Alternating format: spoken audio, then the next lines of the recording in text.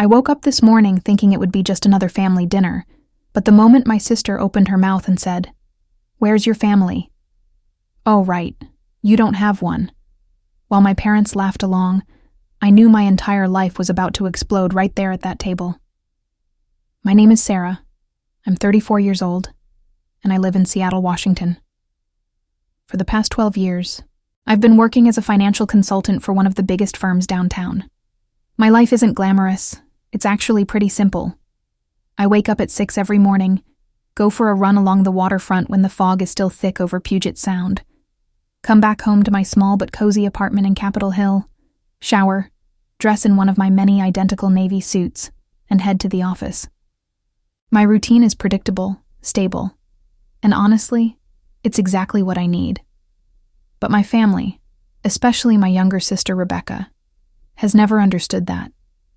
To them, my life looks empty because there's no husband, no kids, no white picket fence in the suburbs. To them, success only counts if it comes with a wedding ring and a minivan. Rebecca is 29, married to Tom for 3 years now, and they have 2 kids, a 4-year-old boy named Jake and a 2-year-old girl named Emma. On paper, she has everything our parents always wanted for both of us. The perfect nuclear family. The house in Bellevue with the nice lawn. The golden retriever. The whole package. What nobody talks about is that Tom lost his job 8 months ago. Their mortgage is 3 months behind, and I've been the one quietly paying their bills so they don't lose the house. But at family dinners, none of that matters. What matters is that Rebecca has kids, and I don't. That particular Sunday in late October started like any other. The rain was coming down hard, typical Seattle autumn weather, and I drove across the floating bridge to my parents' house in Mercer Island. The trees lining their street were dropping wet orange and red leaves all over the pavement, and I remember thinking how beautiful it all looked, how peaceful. I had no idea I was walking into an ambush. Mom had made her usual pot roast. The house smelled like garlic and rosemary, and Dad was watching the Seahawks game in the living room, with the volume way too loud. Everything felt normal, safe, even. Rebecca arrived 20 minutes after me with Tom and the kids. Jake ran straight to Grandpa, and Emma toddled after him, her little pink boots squeaking on the hardwood floor. We all gathered around the dining table, Mom bringing out dish after dish while Dad complained about the game. Standard family stuff. And if you're enjoying this story and want to hear more real-life accounts like this one, please hit that subscribe button.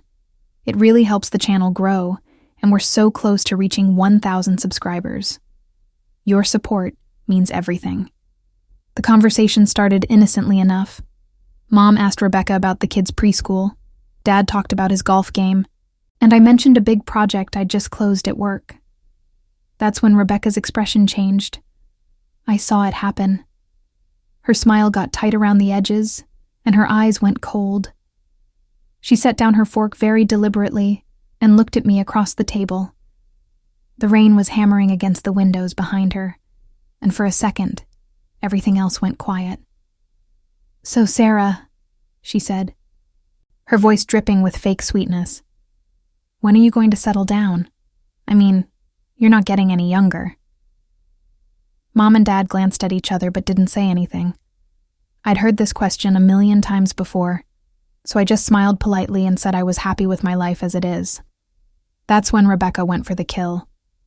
She laughed, this sharp little laugh that made my stomach clench, and said, "Where's your family, Sarah? Where's your husband and kids?" She paused for effect, her smile getting wider. "Oh, right. You don't have any of that. I forgot." The words hit me like a slap, but what happened next was so much worse. My dad chuckled. Actually chuckled. And Mom, instead of defending me, just looked down at her plate with this tiny smile on her face like Rebecca had made some clever joke. Tom looked uncomfortable, but said nothing.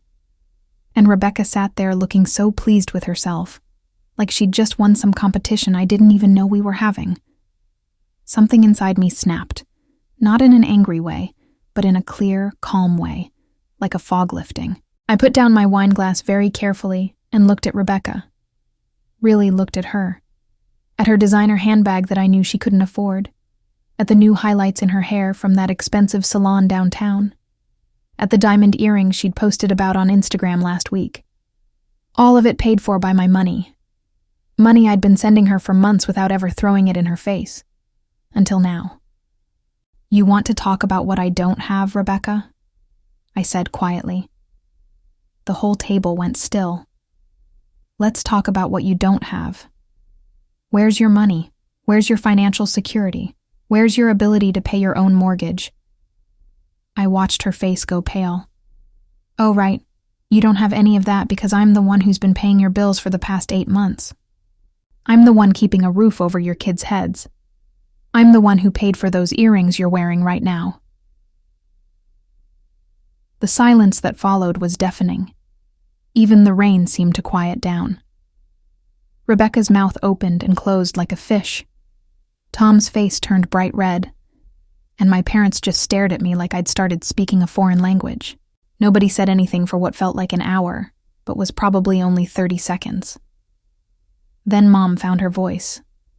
"Sarah, that's enough," she said, but her tone was uncertain, not angry. She knew I was telling the truth. They all knew. Rebecca started to cry, these big dramatic tears that would normally have everyone rushing to comfort her. But this time nobody moved. Because the truth was out now, sitting on the table between the pot roast and the mashed potatoes, and nobody could pretend anymore. If this story is resonating with you, I'd really appreciate it if you'd click that subscribe button below. We're building a community here of people who appreciate honest, real stories, and we're working toward that goal of 1,000 subscribers.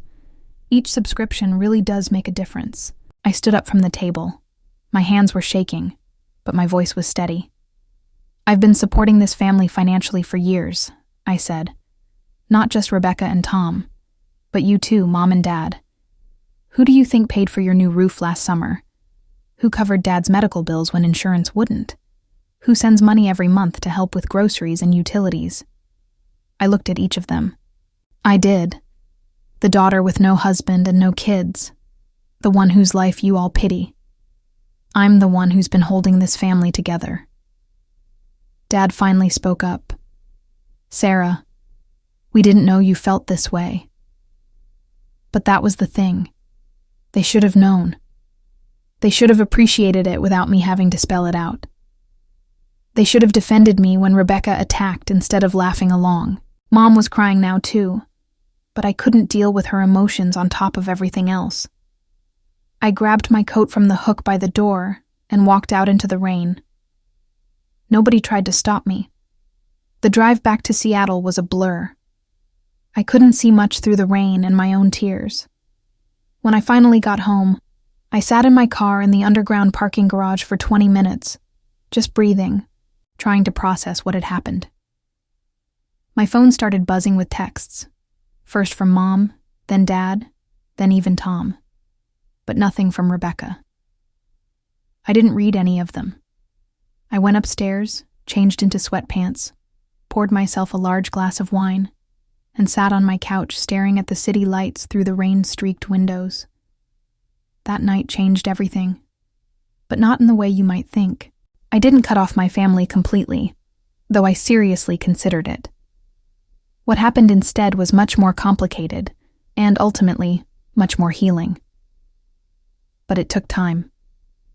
It took a lot of difficult conversations, and some very uncomfortable truths coming to light. The next morning, Monday, I called in sick to work for the first time in 3 years.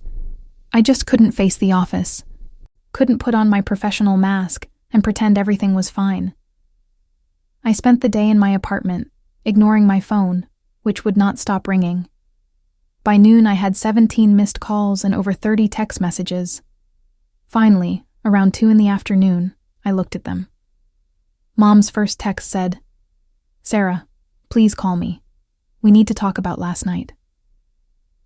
Dad said, "Your mother is very upset. Please come back so we can discuss this as a family."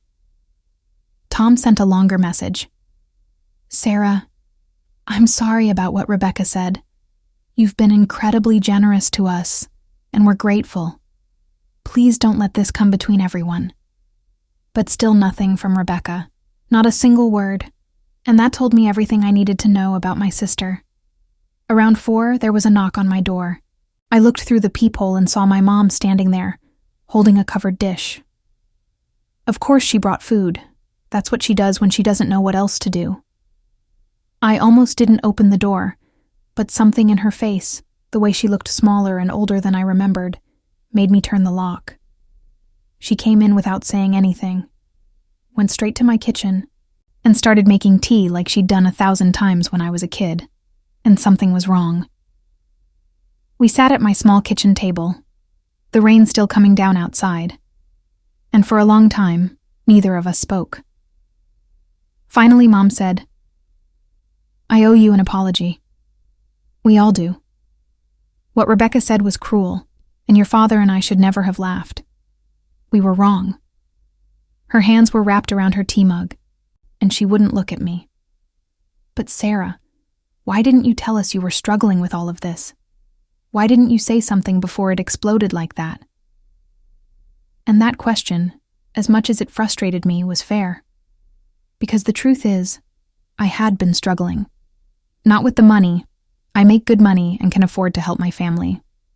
But with the constant judgment, the subtle and not so subtle implications that my life was somehow less valuable because I'd chosen a different path. With being treated like the family ATM while simultaneously being pitied for being single. With watching Rebecca get praised for every little thing while my accomplishments went unnoticed, unless they could benefit someone else. "Mom," I said slowly, "I've been telling you for years. Every time you ask when I'm going to get married. Every time you sigh when I say I'm happy with my life. Every time you compare me to Rebecca like she's won something and I've lost. Every single time, you've been telling me that my life isn't good enough for you. And last night, when Rebecca said what she said and you laughed, that was just the final straw." She started crying then, really crying, and I felt my own eyes fill up again. "I never meant to make you feel that way," she said. "I just want you to be happy. I want you to have someone to take care of you, to not be alone." And there it was, the heart of it. She thought being single meant being alone. She thought that without a husband and kids, I was somehow incomplete, just drifting through life without purpose or joy. Please take a moment to subscribe if you're following along with this story. We share real experiences from real people, and your subscription helps us continue creating this content. We're aiming for 1,000 subscribers, and every single one counts. Just click that red subscribe button. "But Mom, I'm not alone," I told her. "I have friends. I have a career I love. I travel. I volunteer. I have hobbies and interests and a full life. Just because it doesn't look like your life or Rebecca's life doesn't mean it's empty." I reached across the table and took her hand. And I'm not unhappy. I'm actually really content. The only time I feel bad about my life is when you guys make me feel like I should. We talked for hours that afternoon. Really talked, maybe for the first time in years.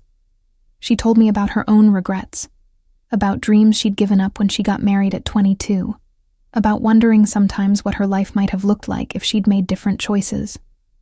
She told me she was proud of me, that she bragged about me to her friends, but that she worried about me being alone when she and Dad were gone. I told her about my life, really told her.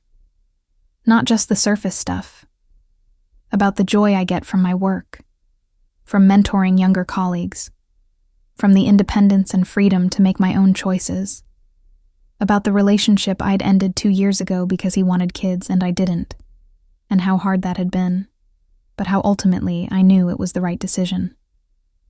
By the time she left, something had shifted between us. Not fixed, not completely, but shifted. She hugged me at the door, held on longer than usual, and whispered, "I'm sorry, baby. I really am." I believed her, but I also knew that Mom wasn't the only person I needed to hear from. 2 days went by. I went back to work, threw myself into a new project, tried to move forward. Wednesday evening, Tom called me. Not texted, actually called, which was unusual. "Sarah," he said when I answered, "can I come by? I need to talk to you. Alone." I almost said no, but something in his voice made me agree. He showed up at my door half an hour later looking exhausted. Tom's a good guy, honestly. He just got dealt a bad hand when his company downsized. He's been trying to find work, sending out resumes, going to interviews, but the tech market in Seattle is brutal right now. He sat on my couch and just started talking about how ashamed he feels that I've been supporting his family, about how Rebecca has been impossible lately, taking out her stress on him and making him feel like a failure, about the fight they had after Sunday dinner. "She's embarrassed," he said, "humiliated that everyone knows now that we're broke. But Sarah, she's also angry at herself, even though she won't admit it. She knows what she said was wrong. She knows she took the support you've given us and threw it back in your face." He looked at me directly. "She's jealous of you. She always has been." That stopped me cold. Jealous? Of what? She has everything Mom and Dad wanted for us. The husband, the kids, the house. Tom laughed, but it wasn't a happy sound. "She has the Instagram version of that life, Sarah. Behind closed doors, it's not what it looks like. We're drowning in debt. We barely talk anymore except to fight about money. She's overwhelmed with the kids and feels trapped. And then there's you, living in the city, having this successful career, traveling whenever you want, answering to nobody. You think she's not jealous of that? She sees your freedom, and it kills her because she feels like she doesn't have any." I'd never thought about it that way. I'd always assumed Rebecca was perfectly happy with her choices, that she looked down on my life from some place of smug satisfaction. It never occurred to me that she might look at my life and want parts of it. That maybe her cruelty came from her own unhappiness, rather than from genuine contempt.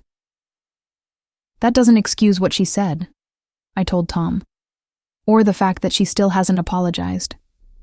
He nodded. "I know. I told her she needs to make this right. But Rebecca, she's stubborn. You know that. She doesn't like admitting when she's wrong." We talked for a while longer, and before he left, Tom hugged me and said, "Thank you for everything you've done for us. I never thanked you properly, and I should have. We wouldn't have made it through this year without you." If you're still with me on this journey, please consider subscribing to the channel. Sharing these real stories helps others feel less alone in their own struggles, and we're so grateful for each person who joins our community. We're working toward 1,000 subscribers, and you can be part of that by clicking subscribe. Friday afternoon, my phone rang. Rebecca. I stared at her name on the screen for a long moment before answering. "Hi," she said, and her voice sounded small, uncertain. Nothing like her usual confident tone.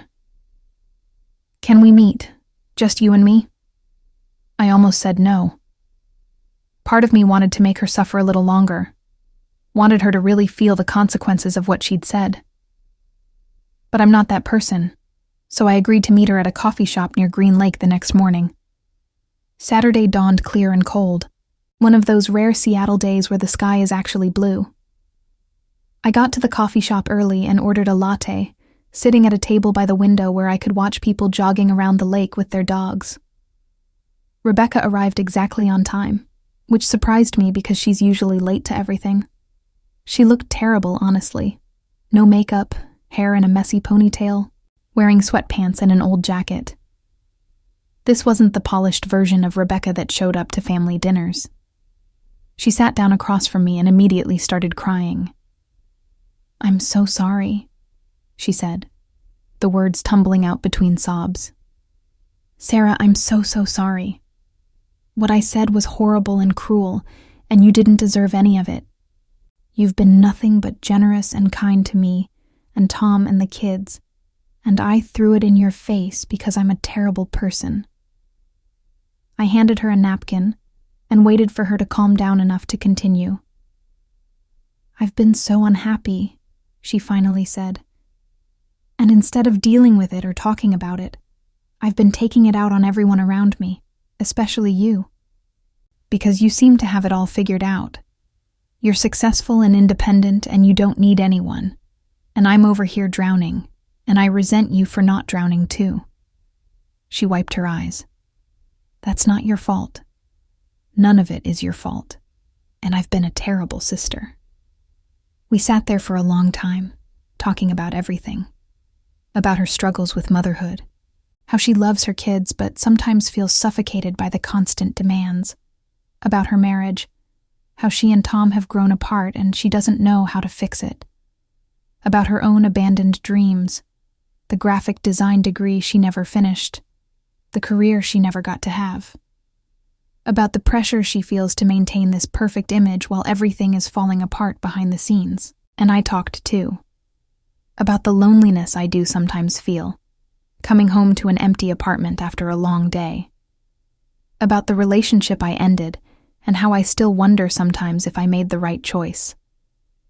About the judgment I face from society, from family, from strangers who think there must be something wrong with a woman my age who isn't married. About building a life that makes me happy, but constantly having to defend that life to people who don't understand it. By the time we left that coffee shop 3 hours later, something had fundamentally changed between us. We weren't magically fixed, weren't suddenly best friends, but we understood each other in a way we never had before. Rebecca apologized again, and this time I believed her. And I apologized too for keeping score, for holding the financial help over her head even though I'd done it silently for months, for not being more open about my own struggles. "I'll pay you back," she said as we walked to our cars. "Every penny. It might take years, but I'll pay you back." I shook my head. "I don't want you to pay me back, but I do want things to change. I want to be treated like an equal member of this family, not the spinster who needs pity, or the bank who needs to be tapped whenever money gets tight. And I want you to get help, real help, for yourself and your marriage, if that's what you want to save." She promised she would, and to her credit, she kept that promise. She started seeing a therapist the following week. She and Tom started couples counseling. They made a budget and stuck to it, stopped living beyond their means, started actually dealing with their problems instead of papering over them. It wasn't easy, and there were setbacks, but they made progress. The next family dinner was scheduled for Thanksgiving, about a month after the disaster dinner. I seriously considered not going, but Mom called and practically begged me to come. "It won't be the same without you," she said, "and Rebecca really wants a chance to show you that things are different now." So I agreed, with some reservations. I showed up at my parents' house on Thanksgiving Day with a homemade pumpkin pie and low expectations. But something was different the moment I walked in.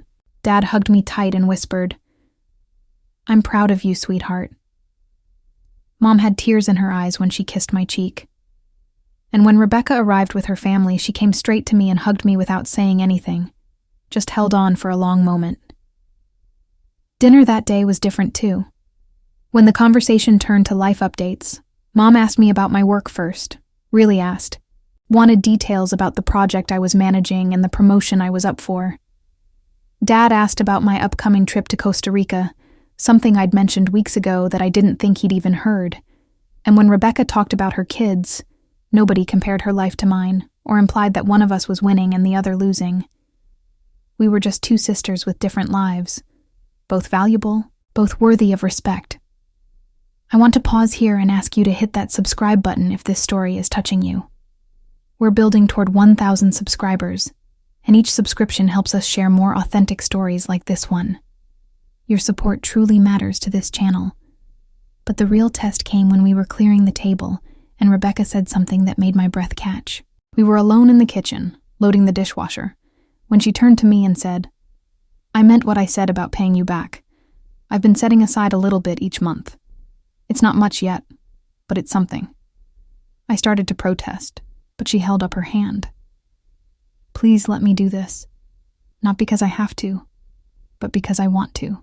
Because it's important to me that our relationship isn't built on me owing you. I want us to be equals. And that's when I understood that she really had changed, that we'd both changed. Okay, I said, but on one condition. You put half of that money towards something for yourself, a class, art supplies, something related to the graphic design career you wanted. Deal? She smiled, a real smile, and nodded. Deal. The months after that Thanksgiving were transformative for our whole family. Mom and I started having coffee once a week, just the two of us, really getting to know each other as adults rather than just mother and daughter. Dad started including me in conversations about the family finances, treating me as a partner in helping the family rather than just a resource to be tapped. Rebecca and I talked on the phone regularly, honest conversations about our real lives, not just the highlight reel. In January, Tom got a new job. It didn't pay as much as his old one, but it was stable and had good benefits. Rebecca enrolled in an online graphic design program, using the money she'd been setting aside.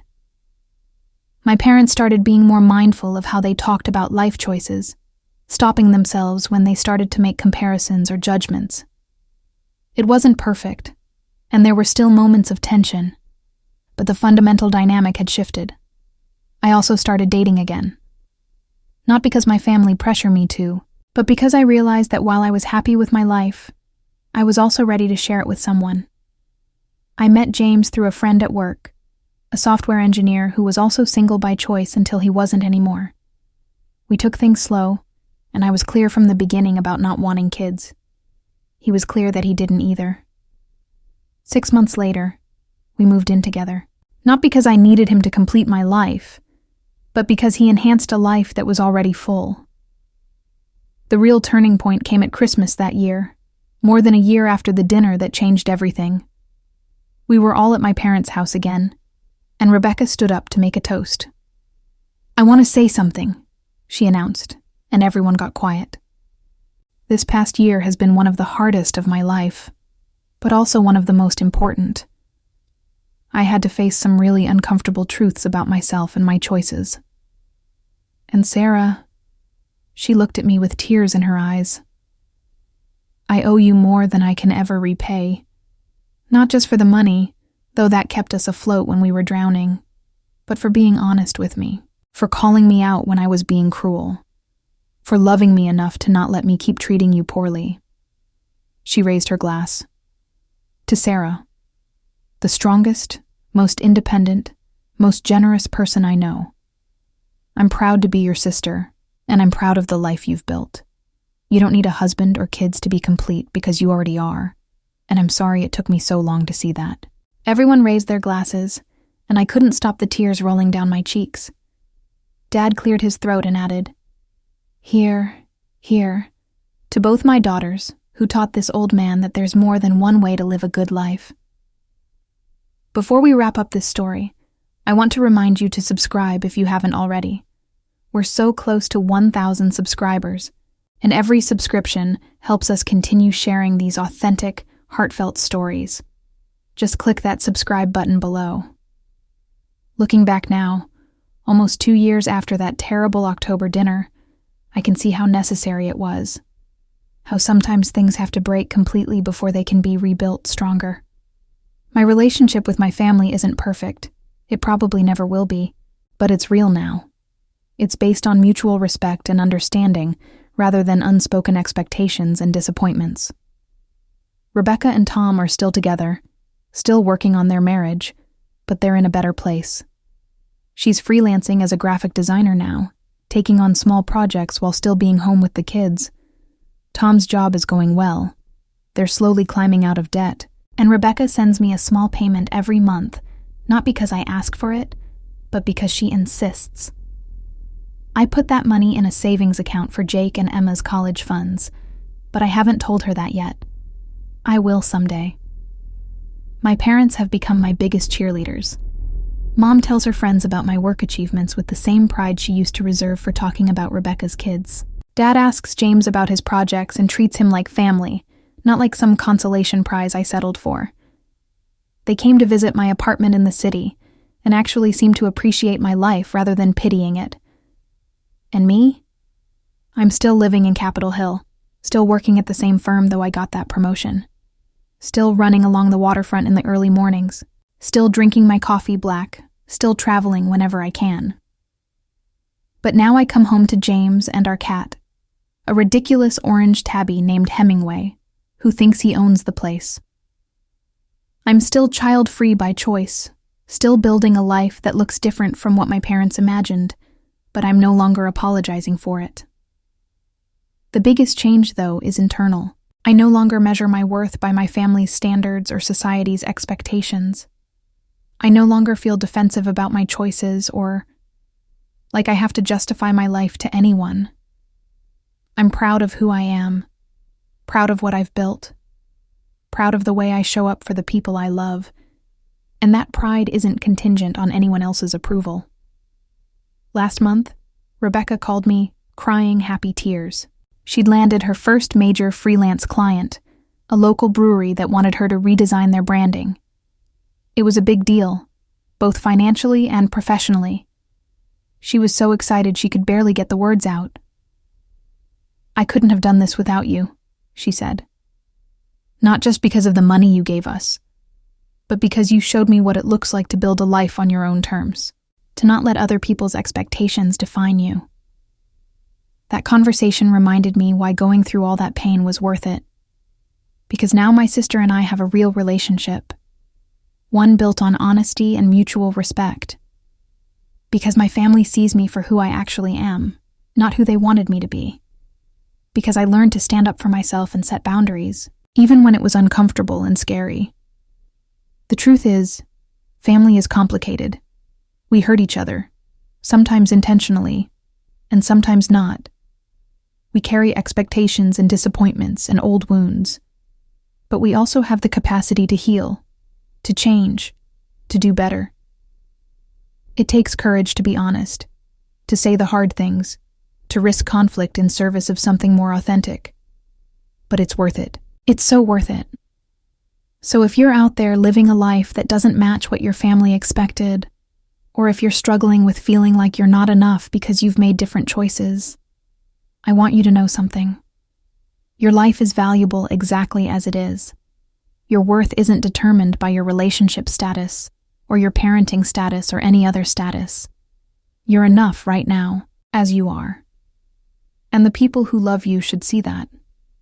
If they don't, maybe it's time for a conversation as uncomfortable as the one I had that rainy October night. Sometimes the best thing you can do for your relationships is to be brutally honest, to stop protecting everyone else's feelings at the expense of your own, to stand up and say, "This isn't okay, and we need to change." It won't be pretty, and it won't be easy, but on the other side of that hard conversation might be something better, something real, something worth keeping. That's my story. The night my sister mocked me for not having a family, and I finally fought back. The night everything exploded and then, slowly, carefully, got put back together in a better configuration. It wasn't the ending I expected when I drove to my parents' house that Sunday afternoon, but it's the ending I needed. Sometimes the worst moments lead to the best transformations. Sometimes you have to lose everything to build something better. And hey, before you go, please hit that subscribe button one more time if you haven't yet. We're working hard to reach 1,000 subscribers and share more real stories like this one. Your subscription makes a real difference in helping us grow this community. Thanks for listening to my story, and I hope it resonated with you in some way. Take care of yourself. And remember, your life is enough.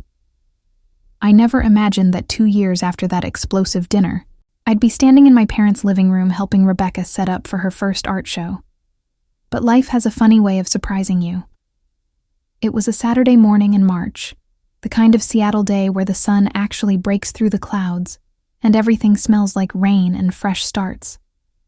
Rebecca had rented a small gallery space in Fremont for the weekend to showcase her graphic design work and some personal art pieces she'd been creating in her therapy sessions. "Can you hold this side?" she asked, struggling with a large canvas print of a design she'd done for a local coffee roaster. I grabbed the corner and we lifted it onto the wall together. Working alongside my sister like this, as equals, as friends even, still felt surreal sometimes. There were moments when I'd catch myself waiting for the other shoe to drop, for her to say something cutting or dismissive. But it never came anymore. She'd genuinely changed, and so had I.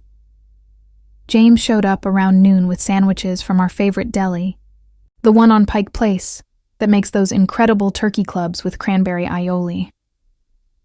He kissed my cheek and started helping Tom hang the remaining pieces. Watching our partners work together, laughing about something stupid, felt like proof that we'd really turned a corner as a family. Mom and Dad arrived shortly after with Jake and Emma, who immediately started running around the gallery space like it was a playground. "Kids, careful around the artwork," Rebecca called out, but she was smiling. A year ago, she would have been stressed and snapping at them. Now she just looked proud and happy, and maybe a little nervous about the show opening in a few hours. Mom came over and put her arm around Rebecca's shoulders. "I'm so proud of you, sweetheart," she said. "Look at what you've built." Rebecca's eyes filled with tears, the good kind, and she hugged Mom tight. The show that evening was more successful than any of us expected. Rebecca sold 3 pieces in the first hour, and by the end of the night she had 5 new client consultations scheduled. I watched her talking to potential customers, confident and articulate, explaining her design philosophy and her process. This was the sister I remembered from when we were kids, before life got complicated, before competition and comparison poisoned our relationship. She was passionate and talented, and finally getting to use those gifts. During a quiet moment, Rebecca pulled me aside into a corner of the gallery. The space was still full of people, the buzz of conversation filling the air, but she wanted to talk privately. "I need to tell you something," she said, her expression serious. My stomach clenched instinctively, old habits dying hard. Tom got offered a job in Portland. A really good job, better than what he has now. We'd have to move. She paused, searching my face, and I think we're going to take it. I felt a strange mix of emotions. Sadness that they'd be leaving, relief that they were in a position to make choices again rather than just surviving. Happiness that Tom's career was back on track. "That's amazing, Rebecca. Really amazing." She smiled, but there was uncertainty in her eyes. "You're not upset? I know we just got to a good place, and I don't want you to think I'm running away or anything." "I'm not upset," I assured her honestly. "I'm proud of you guys. This is exactly what should be happening. You're moving forward with your lives, making decisions based on what's best for your family. That's how it should be." She hugged me then, hard, and whispered, "I'm going to miss you so much. These past 2 years, getting to actually know you, being real sisters finally. I don't want to lose that." "You won't," I promised. "Portland's only 3 hours away. We'll visit, you'll visit. We'll call and text and stay close. Distance doesn't have to change what we've built." And I meant it. The foundation we'd established was strong enough now to withstand geography. We'd done the hard work of repairing our relationship, and a few hours of drive time wasn't going to undo that. The move happened in May, right as the Pacific Northwest was transitioning into its brief but glorious summer season. James and I drove down to help them unpack in their new house, a charming craftsman in the Alberta Arts District. It was smaller than their Bellevue house, but much more affordable, and Rebecca was already planning how to convert the basement into a proper studio space. She'd landed 2 major clients in Portland before they even moved, her reputation starting to build through word of mouth and social media. Watching Jake and Emma run around their new backyard, Tom firing up the grill for dinner, Rebecca sketching ideas in her notebook at the patio table, I felt this deep sense of peace. This was what healing looked like. Not perfect, not without scars, but real and solid and good. My phone buzzed with a text from Mom. "Missing everyone today. When can we all get together again?" I smiled and typed back, "Soon, We're family. We'll make it work. The summer became a season of new beginnings for all of us. My promotion at work came through, making me the youngest senior partner in the firm's history. James proposed to me on a hiking trip to Mount Rainier, at sunrise on the summit. The entire Cascade Range spread out before us in shades of pink and gold. I said yes without hesitation, not because I needed marriage to validate my life, but because I wanted to choose him, wanted to build something together with someone who saw me completely and loved what he saw. When I called to tell my parents we were engaged, Dad answered the phone and his voice cracked with emotion. "I'm so happy for you, Sarah. James is a good man, and you deserve all the happiness in the world." It was such a simple thing to say, but coming from him, from the man who'd laughed when Rebecca mocked me for being single, it meant everything. People really can change. Families really can heal. Not easily, and not without pain. But it's possible. Rebecca cried happy tears when I told her, and immediately started offering to help with wedding planning. "I know you'll probably want something simple and elegant, very you," she said. "But please let me design your invitations. Please. I've been imagining them already." Her enthusiasm made me laugh, and I agreed. Planning the wedding became something we did together, sisters collaborating instead of competing, and every choice felt intentional and meaningful. The wedding was small, just close family and friends, at a vineyard in Woodinville on a perfect September afternoon. Rebecca's invitations were works of art, minimalist and sophisticated with hand-drawn botanical elements. She cried during the ceremony, and so did Mom and Dad. Jake was our ring bearer, taking his job so seriously, and Emma scattered flower petals with chaotic enthusiasm.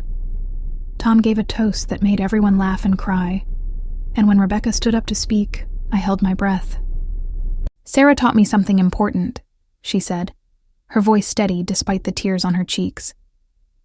"She taught me that there are many ways to build a meaningful life, that success isn't one size fits all, that we can love and support each other even when we make different choices." She looked directly at me.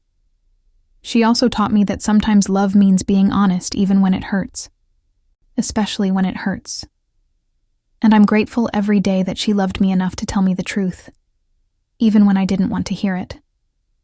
Dancing with James as the sun set over the vineyard, surrounded by everyone I love, I thought about that terrible October dinner 2 years earlier. How devastated I'd felt, how angry and hurt and alone. How I'd driven home through the rain thinking my family was broken beyond repair. I couldn't have imagined then that we'd end up here, healed and whole and genuinely happy. But we did the work. All of us. We chose to be better, to do better, to love better. Life isn't a fairy tale, and family dynamics are never fully resolved. There are still moments of tension, still old patterns that try to reassert themselves. But we've built new patterns too, healthier ones. We've learned to communicate, to be honest, to respect each other's choices. And maybe most importantly, we've learned that loving someone doesn't mean they have to live the life you would choose for them. So that's the rest of my story, the part that came after everything fell apart. The rebuilding, the healing, the second chances we gave each other. The proof that standing up for yourself, even when it's terrifying, even when it risks everything, can lead somewhere beautiful. And the reminder that family at its best isn't about meeting expectations or fitting molds. It's about seeing each other truly, accepting each other fully, and showing up with love even when it's hard.